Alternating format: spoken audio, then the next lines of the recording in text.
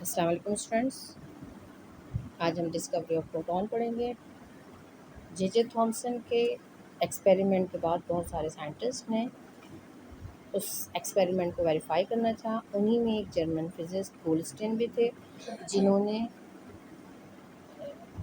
Verify करने के लिए बिल्कुल उसी तरह डिस्चार्ज ट्यूब यूज़ की, और डिस्चार्ज ट्यूब में उन्होंने एनोड और कैथोड की प्लेट्स यूज़ की। एनोड प्लेट तो प्लेन प्लेट थी, मगर कैथोड प्लेट उन्होंने परफोरेटेड प्लेट यूज़ की। परफोरेटेड प्लेट का मतलब है ऐसी प्लेट जिसमें होल मौजूद है। अब उन्होंने इस इन प्लेट्स को एक हाई वोल्टेज सोर्स से अटैच किया, और उसके बाद उन्होंने ऑब्ज़र्व किया कि नेगेटिव रेज तो उन्होंने ऑब्ज़र्व की, उसके साथ ही उन्होंने कुछ पॉजिटिव रेज भी ऑब्ज़र्व की, जो कि टूवर्ड एनोड जो है सफ़र कर रही थी, मूव कर रही थी। तो आइए देखते हैं कि डिस्कवरी ऑफ पॉजिटिव पार्टिकल। ये डिस्चार्ज ट्यूब है जिसे गोल्डस्टीन ने यूज़ किया।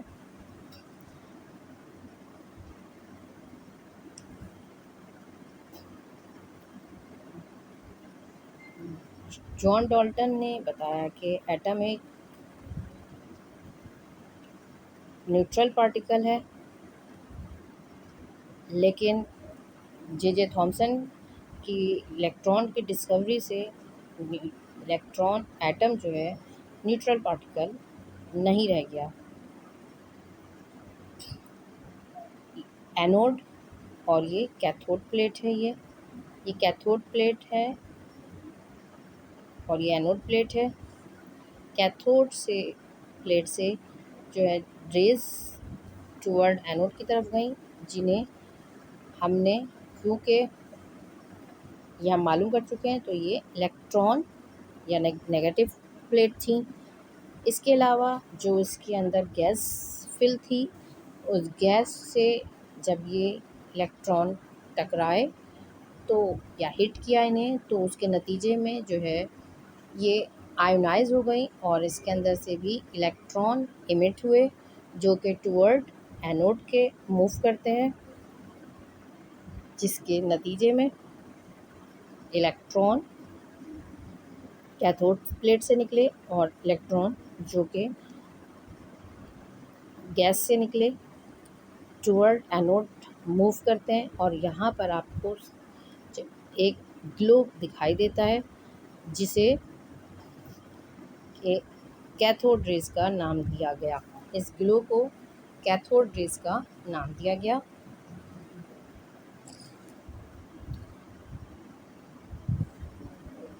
ये जो गैस फिलअप थी, इसका जो रेजिड्यू बचा, जाहिर सी बात है नेगेटिव, जब ये आयनाइज हुआ तो नेगेटिव चार्ज के साथ पॉजिटिव चार्ज भी यकीनन इसके अंदर मौजूद होगा। अब ये पॉजिटिव चार्ज इससे पहले कैथोड रेज के डिस्कवरी के वक्त, क्योंकि ये पॉजिटिव चार्ज हैवी थे, हैवी ये पॉजिटिव चार्ज भी हैवी थे, और जो कैथोड प्लेट थी वो भी थिक थी। भारी होने की वजह से, मोटी होने की वजह से ये जो पार्टिकल थे ये टुवर्ड कैथोड मूव ज़रूर करते थे, मगर ये थिक होने की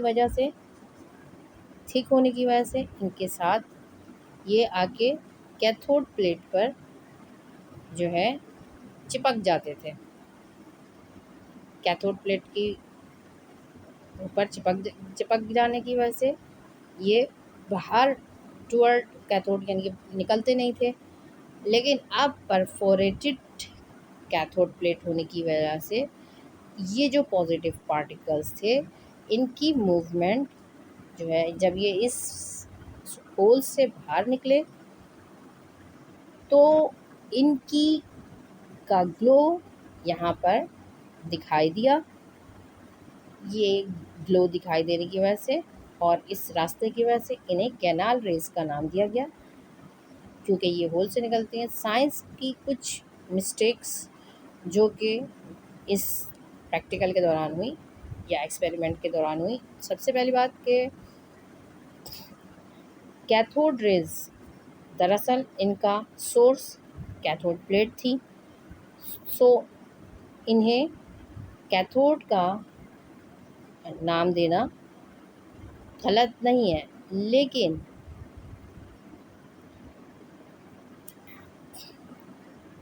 एनोड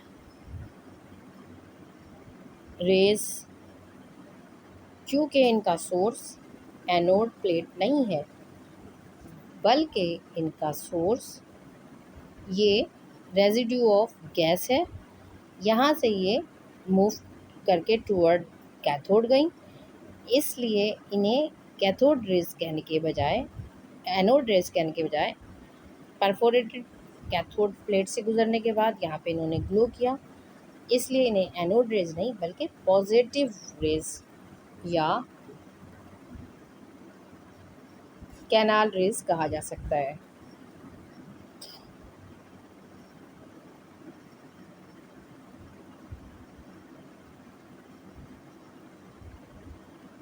ये इसके अंदर हाइड्रोजन गैस भरी हुई है और ये हाइड्रोजन के पॉजिटिव पार्टिकल्स इस परफोरेटेड प्लेट के ज़रिए बाहर, यानी कि कैथोड से बाहर निकलते हैं।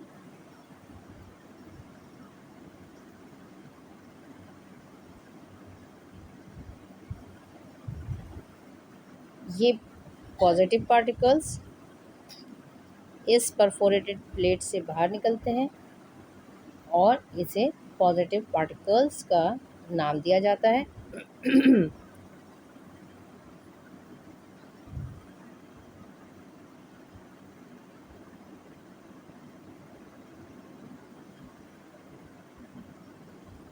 ये पॉजिटिव पार्टिकल्स हैं जो कि परफोरेटेड, यानी कि होल से, परफोरेटेड कैथोड प्लेट या होल से बाहर आते हैं। E/m की जब हम बात करते हैं, जिस तरह हमने कैथोड रेज का E/m निकाला, इसी तरह जब हम पॉजिटिव रेज का E/m निकालना चाहते हैं तो वो एक डिफ़िकल्ट है, बल किसी, यानी कि कैथोड के मुकाबले में, जिस कैथोड रेज का E/m जो है, हमने जब भी किसी भी सोर्स से निकाला उसका कांस्टेंट वैल्यू आई, चाहे उसके अंदर कोई भी गैस भरी हुई हो। उसका रीज़न ये है कि कैथोड रेज का जो सोर्स है वो कैथोड प्लेट है, और चाहे गैस कुछ भी भरी हो, आयंस और इलेक्ट्रॉन जो कि कैथोड प्लेट से इमिट कर रहे हैं, उनका जो सोर्स है वो कैथोड प्लेट है, इसलिए इनका E/m जो है हमेशा कांस्टेंट रहता है। सोर्स कैथोड प्लेट होने की वजह से और आयंस होने की वजह से गैस, आप इसके अंदर कोई भी गैस भर दें, लेकिन इनका सोर्स पॉजिटिव यानी कि कांस्टेंट रहेगा, जबकि पॉजिटिव रेज का E/m जो है वो कांस्टेंट नहीं है। उसका कांस्टेंट ना होने का रीज़न आपको खुद पता हो जाना चाहिए। इसका कांस्टेंट ना होने का रीज़न ये है कि इसके अंदर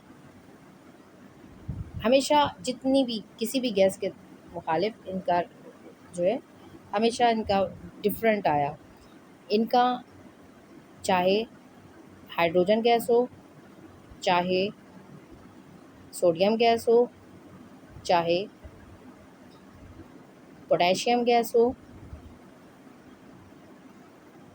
चाहे कैल्शियम हो, हर सूरत में गैस आप कुछ भी भर दीजिए, लेकिन E/m हमेशा कैथोड रेज का कांस्टेंट रहता है।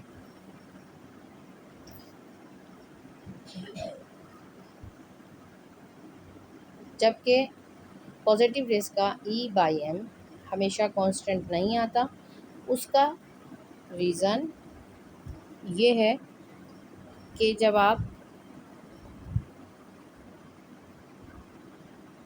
उसके अंदर गैस कोई भी भरते हैं तो गैस के मुताबिक जो है उसका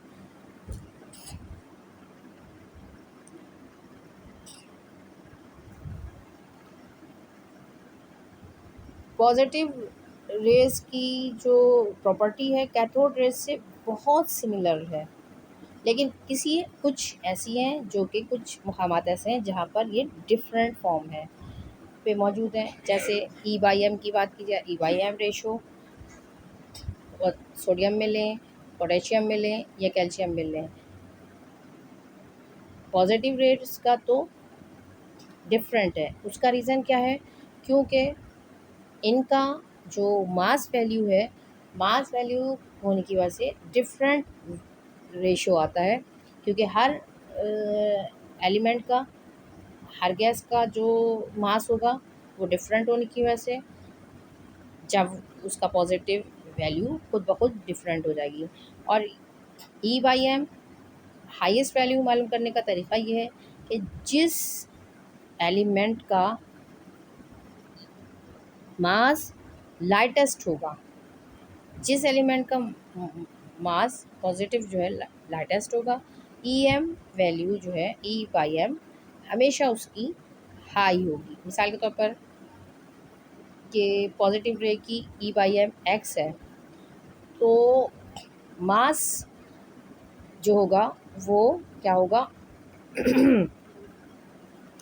अगर लाइट होगा, अगर बहुत सबसे कम होगा, जैसे मिसाल के तौर पर हाइड्रोजन की मिसाल ले लिए, हाइड्रोजन पॉजिटिव प्रोटियम, उसका मास बहुत कम होता है लेकिन इसके ई/एम हाई होती है। इसे प्रोटो कहा जाता है। प्रोटो मायने होता है फर्स्ट, इसलिए इसे प्रोटॉन का नाम दिया गया। ई/एम हमेशा मास, जिस भी वैल्यू का, जिस भी एलिमेंट का मास सबसे कम होगा उसकी ई/एम सबसे हाई होगी। अब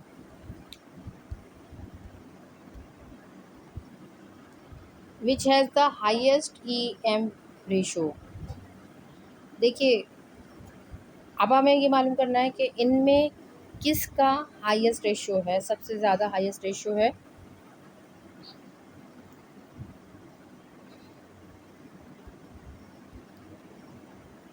हीलियम का, हाइड्रोजन का, यानी हाइड्रोजन आयन का या ड्यूटेरियम का ई/एम रेशियो, इसमें सबसे कम जो है एच पॉजिटिव का जो है सबसे कम मास है, इस वजह से सबसे हाईएस्ट वैल्यू उसकी है। इसी के साथ थैंक यू।